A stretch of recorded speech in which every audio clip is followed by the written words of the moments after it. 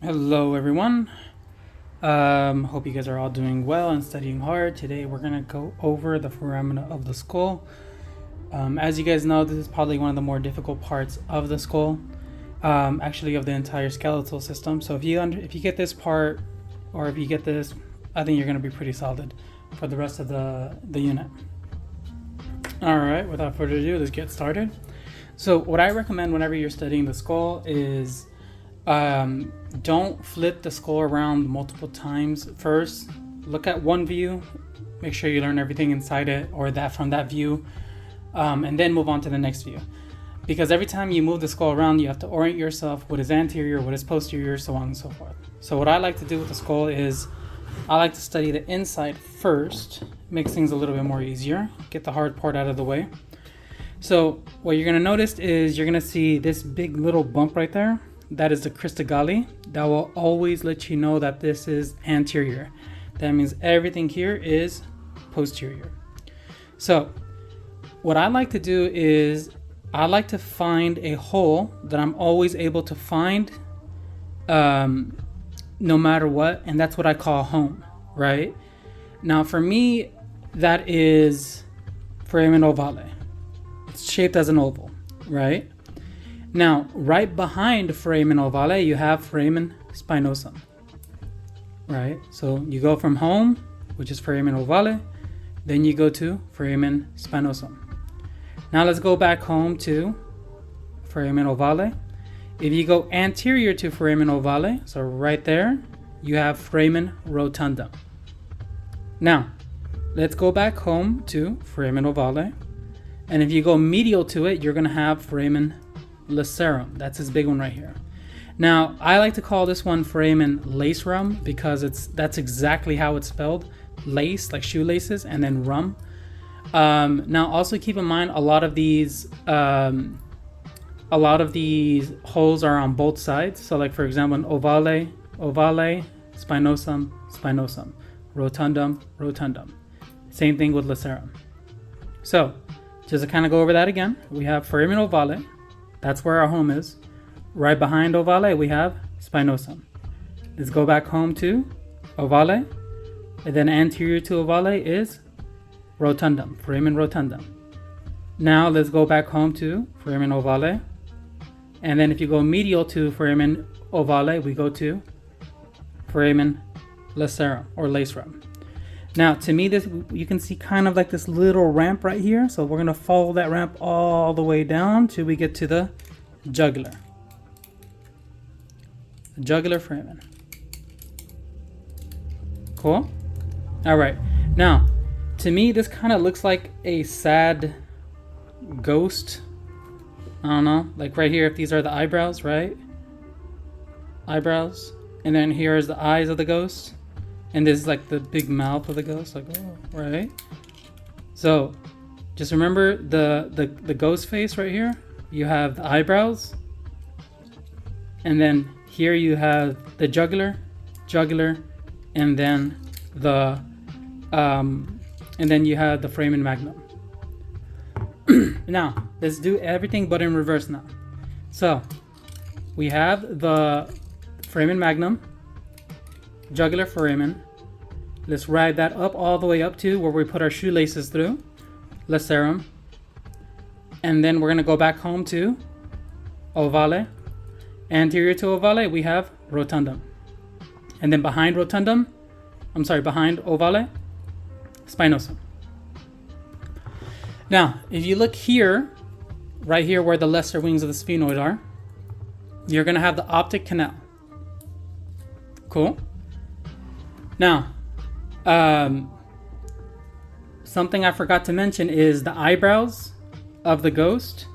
That's going to be the internal acoustic meatus or internal auditory meatus or canal. So the eyebrows of the ghost is going to be the internal acoustic meatus. All right. So all I did was I just removed the mandible. That way you can just get a better view of this. So just keep in mind the mandible's right here. I just removed it just so we can see a better view. Now, right here we have the foramen ovale. Let's see if we can find all those again. Right behind ovale we have spinosum. let's go back home to ovale. And then we go medial to lacerum. Now this right here is kind of looks like the tongue of your shoes. You know what I'm talking about? Like in your Converse, like the tongue of it. And this is kind of like where you put your shoelaces through and you tie your shoelaces. That's why I call this a lacerum, because you put your shoelaces through it. And then you ride the ramp down to the jugular. Now, this is one that we weren't able to see that well on the superior side. But if you look right on plastic models, at least for the real skulls, you can see this, but it's just harder to make these on plastic models. So most professors will test you here on the inferior side. So if you find the jugular anterior to the jugular, so remember this is anterior to the jugular, you're gonna have the carotid canal. Cool. Now, right here, you're gonna have the foramen magnum, and then I want you to find the occipital condyles. Condyles just mean knuckle shape, right? So these are the occipital condyles. Right underneath the occipital condyles, right there, that's the hypoglossal canal. Awesome. Now, this is one of my favorite ones because it tells you exactly where it is. We have the styloid process, the mastoid process. Stylomastoid foramen. Styloid process, mastoid process, stylomastoid foramen. Cool. Now, let's flip this over to the front view, and we're going to see a few of these little foramina here. Now, a foramen is just a hole in the window, right? A fissure is a long, thin slit, right? So actually, I remember during the pandemic, you guys probably did this too, whenever we all got into the baking phase of the pandemic, where everybody was just trying to make sourdough and all that fun stuff. Whenever you cut your bread along that long cut on a bread, that's actually called a fissure. That was pretty cool when I learned that. Anyways, so this is going to be a fissure, and so is this one right here. So fissure down here and a fissure up there. Is going to be the inferior orbital fissure, superior orbital fissure. Now, here, we're going to have the orbit, the eye, right? The eye socket. Here, we're going to have the superior orbital, the supraorbital foramen and the infraorbital foramen.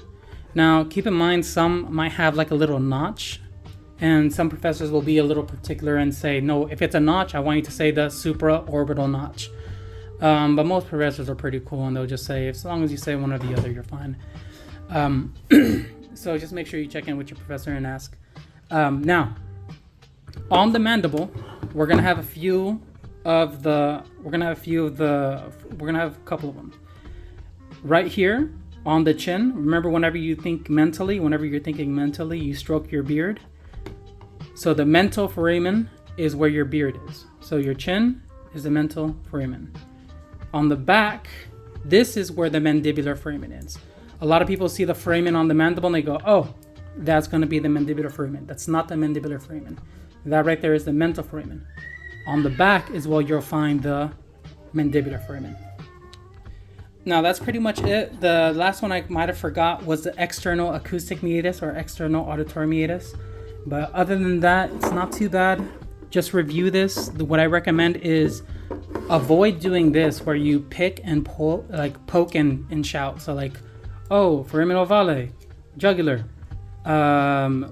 optic canal, like just poking around and shouting things out. That's good whenever you're testing yourself, but you should do that once in a while, not pretty often. Instead, study it in one way, just going all the way across, over and over again, and things might start clicking a little bit. The reason why is because, like, if you forget what this is, you might remember that this is lacerum, and you're like, okay, let's go back to the story. We went from ovale to lacerum, down the ramp to, oh, jugular. So it's basically just trying to make things, instead of just straight memorizing, actually trying to make things flow a little bit better. So I hope this helped out. If you guys have any other questions, please feel free to reach out to me. Let me know if this helps out or not. That way I can make more or not in the future. So all the best and stay blessed. Take care, guys. Bye-bye.